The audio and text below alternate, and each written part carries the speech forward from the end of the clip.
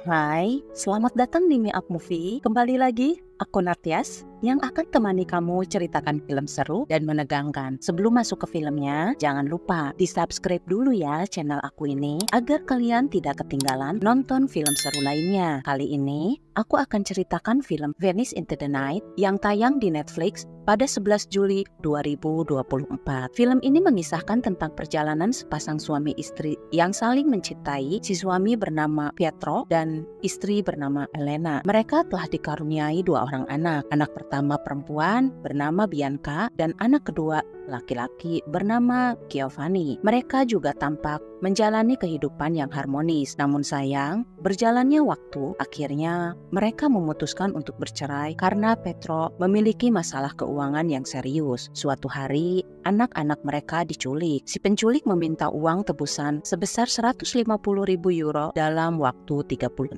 jam. Sebagai seorang ayah, apakah Pietro mampu dapatkan uang untuk selamatkan kedua anaknya? Bagaimanakah kisah lengkapnya? Yuk, siapkan camilan dan minumannya agar tambah seru. Nonton dan dengerin ceritanya. Selamat menonton!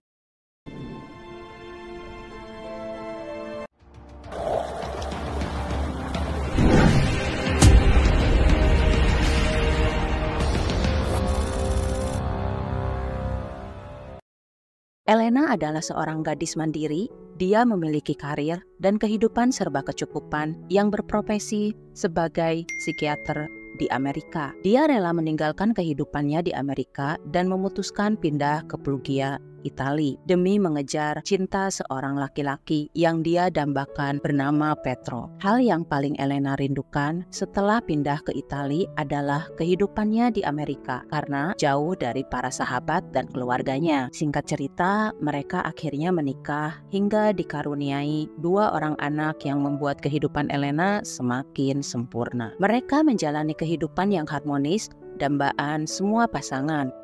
Nah, di awal film, si Pietro ini rutin mengajak keluarga kecilnya liburan menggunakan kapal pelesir miliknya untuk berenang di laut. Di sana mereka menikmati alam dengan berenang bersama. Pietro dan Elena asik berenang berdua untuk membangun keromantisan. Mereka sedikit menjauh dari kedua anaknya, namun tak lama mereka menyadari suara kedua anaknya tiba-tiba hening. Segera mereka mencarinya, hingga Pietro dan Elena menyelam mencari di kedalaman air. Namun mereka tak nampak. Mereka terus berteriak memanggil kedua anaknya, namun tidak ada respon. Mereka menatap kapal. Di sana juga tidak nampak. Keadaan semakin panik. Ketika mereka mendekat ke kapal pelesirnya, ya, kedua anaknya bersembunyi, yang tiba-tiba mengejutkan orang tuanya sambil tertawa terbahak.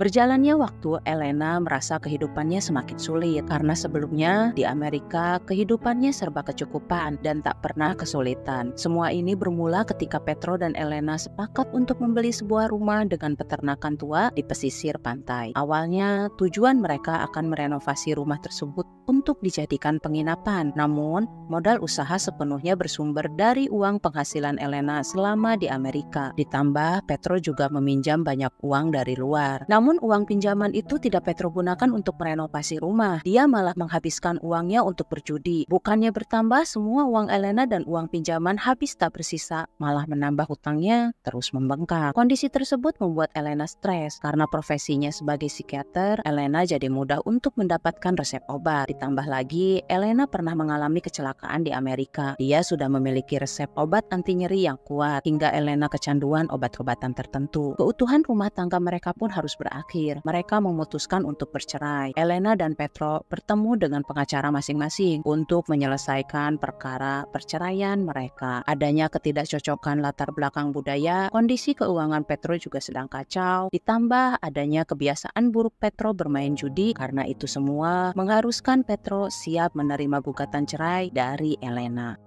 Sambil menunggu proses perceraiannya berjalan, mereka tidak lagi tinggal satu atap. Elena tinggal di sebuah apartemen, sedangkan Pietro tinggal di rumah yang mereka beli di daerah dekat pantai. Keduanya sepakat untuk bersama-sama mengurus Bianca dan Giovanni, buah hati mereka yang masih kecil.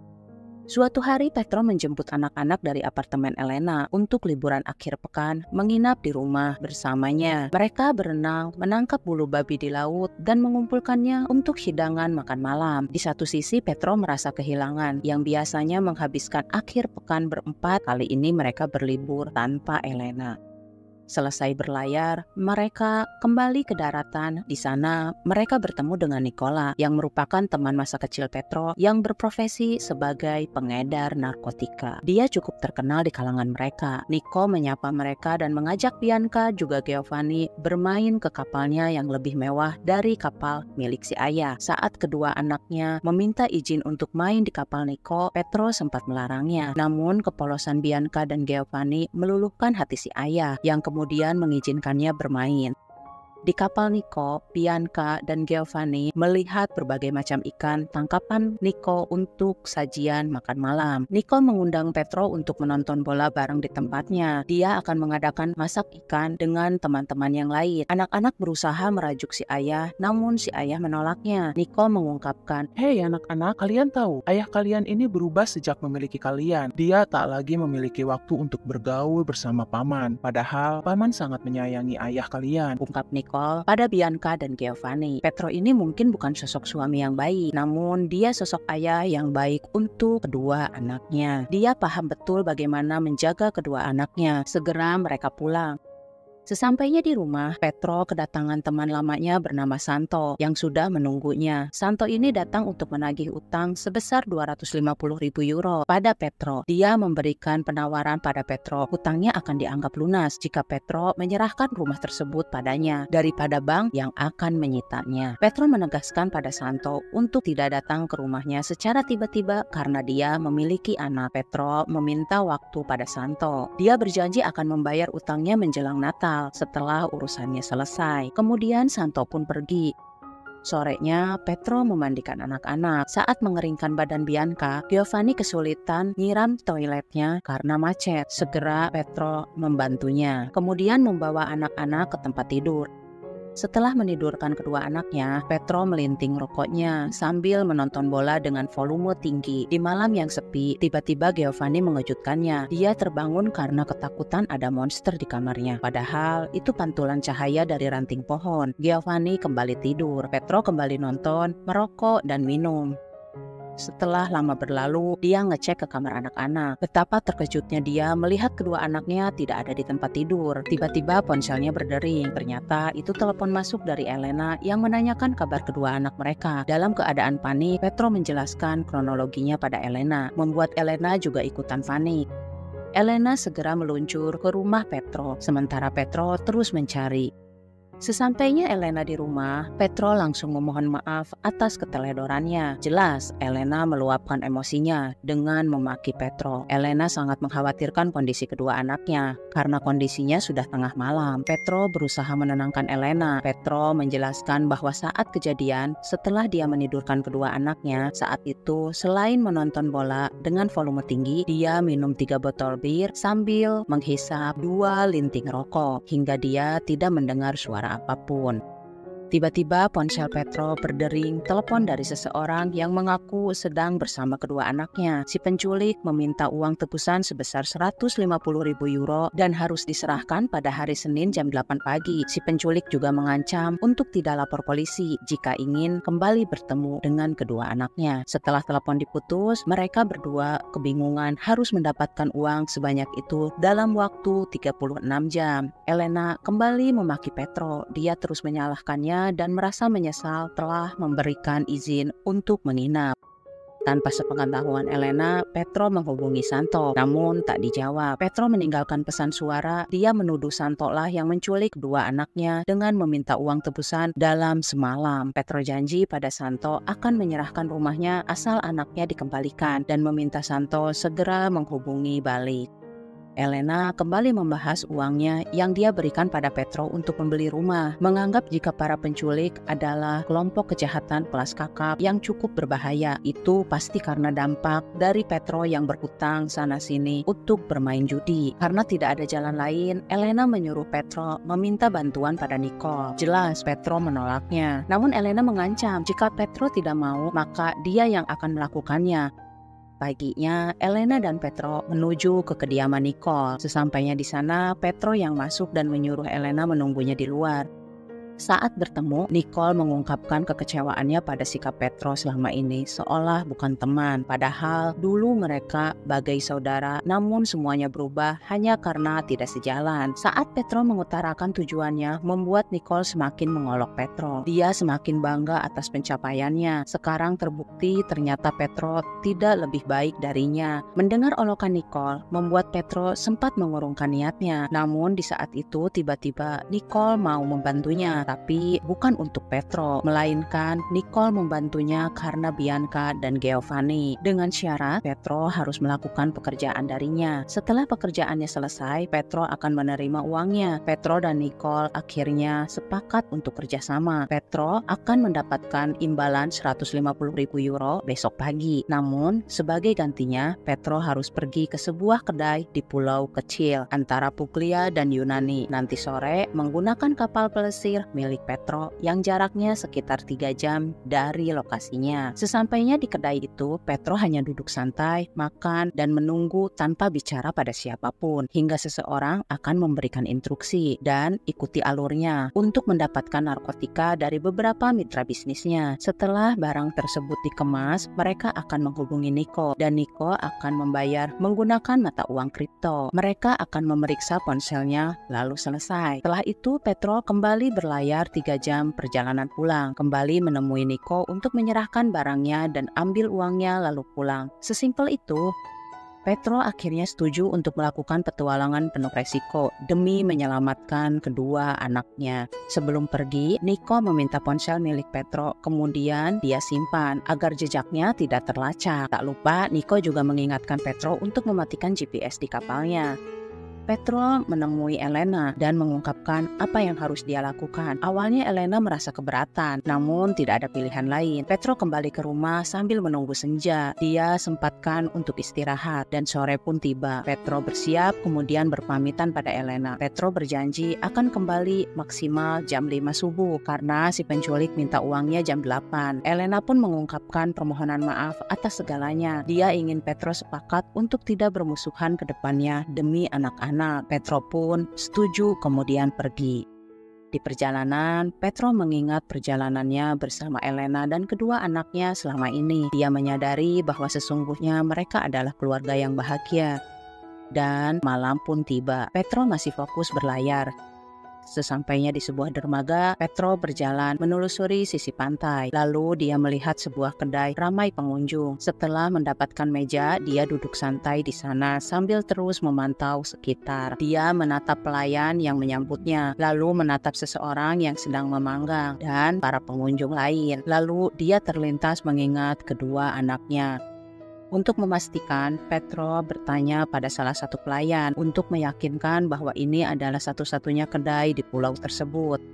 Lalu dia mendengar seorang pengunjung yang sedang bercengkrama menggunakan bahasa Itali. Petro meminjam ponsel si pengunjung tersebut untuk menghubungi Elena, namun panggilannya tidak ada respon. Lalu Petro meninggalkan pesan suara mengabarkan bahwa dia sudah sampai. Dia sudah menunggu berjam-jam, namun tidak ada yang mendatanginya. Petro meminta Elena untuk menghubungi Nicole. Apa yang harus Petro lakukan selanjutnya, dan nanti Petro akan menghubunginya kembali.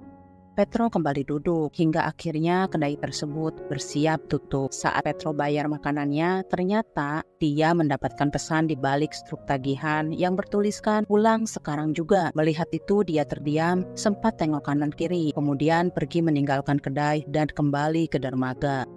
Petro mengendarai kapalnya perlahan sambil kembali tengok kanan kiri. Saat menyadari ada seseorang yang mendekat, dia menghentikan kapalnya. Ternyata benar saja, kedua orang itu mendekat. Dia menyodorkan ponselnya, meminta Petro mengucapkan namanya, dan berkata semua beres. Setelah merekam suara Petro, mereka menunjukkan barangnya, lalu menunggu pembayaran dari Nico. Karena tak kunjung ada notifikasi dari Nico, Petro meminta mereka untuk telepon Nico. Namun mereka menolak dan malah menodongkan senpi. Tak lama terdengar suara notifikasi, pertanda uang dari Nico sudah masuk. Mereka pun bergegas pergi. Petro mengecek barangnya, lalu mengamankannya ke dalam kapal, kemudian menyalakan mesin. Dia sempat memastikan tidak ada orang yang melihatnya, kemudian bergegas pergi. Di tengah perjalanan, tiba-tiba kapalnya berhenti dan mengeluarkan asap tebal. Petro berusaha memperbaiki mesin, namun dia malah terluka. Segera dia membalut lukanya dengan kain. Karena tak ada jalan lain, akhirnya Petro menghubungi pihak terkait menggunakan radionya untuk meminta bantuan. Alhamdulillah, akhirnya dia tersambung dengan penjaga pantai Otranto, pantai terdekat dari posisi Petro. Petro pun mengirimkan titik koordinat posisinya. Sambil menunggu bantuan datang, Petro menyembunyikan barangnya ke tempat yang lebih aman karena khawatir kapalnya akan digeledah. Tak lama, tim penjaga pantai pun tiba. Mereka sedikit menginterogasi karena Petro terluka dan berlayar di pagi buta. Petro beralasan memancing, namun mereka tidak menemukan ikan di sana. Akhirnya, Petro mengaku kondisinya sedang mengalami hari yang kacau. Kemudian mereka menggeledah kapal, meminta surat-surat, lalu memeriksa mesin. Setelah diperiksa, ternyata segel penjepit dari sistem tenaga listrik terlepas, bahan bakar tumpah ke turbin, dan hampir memicu kebakaran. Kapalnya masih bisa menyala, namun dengan kecepatan minimal. Mereka akan mendampingi Petro ke dermaga terdekat, adalah pelabuhan Otranto. Akhirnya mereka berlayar. Paginya, mereka sampai di dermaga Otranto. Baru saja parkir, segera Petro mengambil tasnya lalu bergegas pergi. Dia minta si penjaga pantai mengurusnya karena dia sedang buru-buru. Petro berjanji akan kembali besok pagi untuk mengurus kapalnya. Petro berlari menuju terminal bis menuju kota Bari. Karena merasa bersalah bawa narkotika, Petro sedikit panik. Dia merasa dipantau oleh para penumpang bis. Semua seolah sedang menatapnya tajam. Bis itu pun berangkat. Di perjalanan, Petro kembali menghubungi Elena, namun masih tidak direspon. Lagi-lagi, Petro meninggalkan pesan suara bahwa dirinya dapat sedikit masalah dan sekarang dalam perjalanan pulang. Semua itu dia lakukan agar Elena tidak khawatir. Selesai menghubungi Elena, Petro kembalikan ponselnya ke penumpang di depannya. Kemudian ngecek barang di tasnya, lalu memeluk tasnya dengan erat. Sepanjang perjalanan, Petro sempat terlelap ketiduran. Lalu tiba-tiba terbangun, dia terkejut dan langsung memeluk tasnya. Dia melihat gadis di sampingnya. "Bianca, Giovanni!" Teriak Petro mengejutkan seluruh penumpang bis. Petro hanya bisa tarik dan buang napas panjang. Sesampainya di Bari, Petro bergegas turun dari bis. Dia berlari dan terus berlari. Saat menyeberang jalan, dia menjatuhkan seisi tasnya dan nyaris ditabrak truk. Segera dia merapihkannya dan lanjut berlari. Sesampainya di rumah Niko, dia menerobos masuk. Ternyata di sana sedang ada pesta. Lalu dia dikejutkan oleh Niko. Segera Petro menyerahkan barangnya dan meminta uangnya. Karena Niko sedang mabuk, dia meracau, membuat Petro sedikit kesal. Tiba-tiba Niko menodongnya. Dia memberikan tawaran pada Petro. Dia akan menambahkan uang imbalannya 2 kali lipat jadi 300.000 euro. Tapi Niko ingin sedikit melukai Petro di kakinya untuk membuatnya lega. Karena selama ini Petro telah merendahkan kemampuannya dan kini terbukti Petro tidak lebih baik darinya. Karena semalam Petro telah melakukan kejahatan. Petro berusaha membujuk Niko. Kali ini dia sedang tidak main-main. Dia sedang dapat masalah besar dan memohon agar segera menyerahkan uangnya. Karena tidak mau buang-buang waktu, Petro menyerang Niko dan sedikit terjadi baku hantam, membuat Niko menyerah. Lalu mengatakan bahwa uang dan ponsel milik Petro sudah dia siapkan di tas bawah meja. Segera Petro mencarinya, mengecek isi tasnya, kemudian lanjut berlari menuju apartemen Elena. Sesampainya di sana, pintu apartemennya sedikit terbuka. Ketika Petro masuk, dia sangat terkejut menyaksikan Bianca dan Giovanni sedang menikmati sarapannya. Segera Petro memeluk dan mencium anak-anaknya. Tiba-tiba Elena menghampiri seolah tidak terjadi apa-apa. Dia menyuruh anak-anak masuk ke kamar. Petro menjelaskan apa yang terjadi pada dirinya yang membawa 10 kg kokaina dari Yunani demi dapatkan uang 150.000 euro untuk menyelamatkan kedua anaknya dan kapal pelesirnya malah mogok di tengah jalan. Namun Elena tampak kebingungan dan menuduh Petro ngedrugs karena bicara ngelantur dan berhalusinasi. Elena menjelaskan bahwa semalam tidak terjadi apapun. Dia malah bertanya penculikan apa, tebusan apa, wong anak-anak semalam bersamanya kok. Kemudian dia mengusir Petro dan mengancam akan menghubungi polisi. Petro pun pergi. Saat di perjalanan, Elena mengirimkan pesan rekaman suara mereka yang berdebat tadi, yang mengakui telah membawa 10 kilogram kokaina dari Yunani demi mendapatkan uang 150.000 euro. Elena mengancam akan mengadukan rekaman tersebut pada yang berwajib dengan dalih demi menyelamatkan kedua anaknya. Elena akan membawa kedua anaknya ke New York malam ini jam 8 dan penerbangan jam 9. Dan Elena minta Petro menemuinya nanti di bandara untuk menandatangani surat persetujuan penyerahan hak asuh anak kepadanya. Jika tidak setuju, terpaksa dia akan melaporkan rekaman suara pengakuan Petro. Membuat Petro terdiam, lalu putar balik. Dia bergegas menemui anak-anak di tempat latihan berkuda. Di sana, Petro berusaha memastikan kejadian semalam pada anak-anaknya, bahwa semalam mereka tidur di rumahnya dan siapakah yang menjemput mereka. Namun tiba-tiba Elena datang dan menyuruh anak-anak pergi. Petro meyakini bahwa kejadian semalam bukan halusinasinya, namun Elena kembali mengancam akan mengirim rekaman suara pengakuan Petro pada pengacaranya dan memenjarakan Petro. Petro merasa janggal. Elena mengakui bahwa dia hanya ingin melindungi dirinya dan kedua anaknya. Elena pergi meninggalkan Petro. Petro sangat meyakini bahwa dirinya tidak halusinasi semalam. Dia yakin bahwa Elena telah menjebaknya. Sesampainya di rumah, Petro kembali ke kamar anak-anak sambil terus mengingat. Begitupun saat dia mandi dan ketika ke toilet, dia melihat sesuatu sambil mengingat saat Giovanni minta bantuan ngeflash toiletnya yang macet. Bersamaan, dia melihat sebuah bungkus obat yang mengambang di sana. Tanpa pikir panjang, dia segera bergegas pergi menuju ke apartemen Elena. Karena Elena sudah tidak ada di apartemennya, dia minta kunci cadangan pada penjaga di sana. Karena si penjaga tahu Petro masih suaminya Elena, dengan mudah Petro mendapatkan kuncinya. Segera Petro masuk dan mencari kotak obat. Akhirnya dia menemukan sebuah obat dan ketika disandingkan ternyata benar. Selain itu dia juga menemukan bekas suntikan dan sebuah resep obat bius. Segera Petro mengendarai mobilnya dengan kecepatan tinggi. Tak lupa dia segera mengirimkan pesan suara pada Elena bahwa dirinya siap menandatangani berkasnya agar Elena menunggu kedatangannya. Sesampainya di bandara, Petro berlari mencari keberadaan Elena dan kedua anaknya. Setelah tahu posisi mereka, Petro segera bergegas turun. Elena menyerahkan berkas yang akan ditandatangani Petro. Namun dengan santai Petro menyimpan kembali berkasnya ke tas Elena dan meminta anak-anak duduk sebentar karena si ayah mau bicara pada si ibu. Petro minta Elena bicara jujur tentang kejadian malam itu. Awalnya Elena masih menatap tajam, menantang suaminya. Namun ketika Petro menunjukkan bungkus obat yang ia temukan di toiletnya, Petro balik mengancam akan melaporkan kejahatan Elena yang dengan sengaja dalam kondisi sadar menyuntikkan obat bius pada kedua anak mereka. Jelas itu sangat membahayakan nyawa kedua anaknya.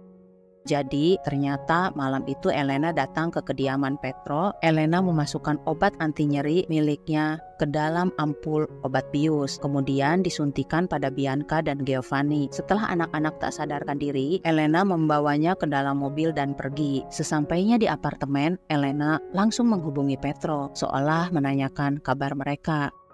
Setelah mengakui perbuatannya, Elena mengelak bahwa semua itu di luar kendalinya karena Elena tak bisa jauh dari anak-anak. Elena tak berniat menjerumuskan Petro pada Nico. Justru Elena hanya ingin Petro mendapatkan uang agar bisa melunasi utang-utangnya, namun tidak untuk membahayakannya. Kali ini Petro tidak memberikan pilihan pada Elena, tapi memberikan jalan keluar agar Elena bisa kembali ke kehidupan yang dia inginkan karena Petro tak ingin kedua anaknya tahu perbuatan jahat ibunya. Petro memanggil Bianca dan Giovanni, lalu menyuruh mereka berpamitan dengan ibunya. Elena tak punya pilihan, dia hanya bisa memeluk Bianca dan memeluk Giovanni, kemudian pergi. Petro, Bianca, dan Giovanni kembali ke rumah. Petro mendapatkan panggilan masuk dari Santo. Dia menanyakan apa maksud pesan suara yang Petro tinggalkan untuknya. Sebesar apapun hutang Petro, Santo tidak akan mengusik Bianca dan Giovanni. Petro pun segera memohon maaf atas tindakannya karena malam kemarin dia sangat kacau. Tak lupa Petro minta Santo datang ke rumahnya karena dia akan membayar hutangnya. Petro sedikit lega menyaksikan kedua anaknya. Lalu dia menatap foto keluarga kecilnya di kulkas. Dan tiba-tiba, ya, film pun selesai. Gimana sayang? Semoga kalian suka ya. Jangan lupa yang belum subscribe di-subscribe dulu ya. Kalau udah, jangan lupa di-like video ini dan di-share ke seluruh sosial media yang kalian punya. Oke, terima kasih ya. Semoga kalian sehat dan bahagia selalu. Aku pamit. Bye-bye.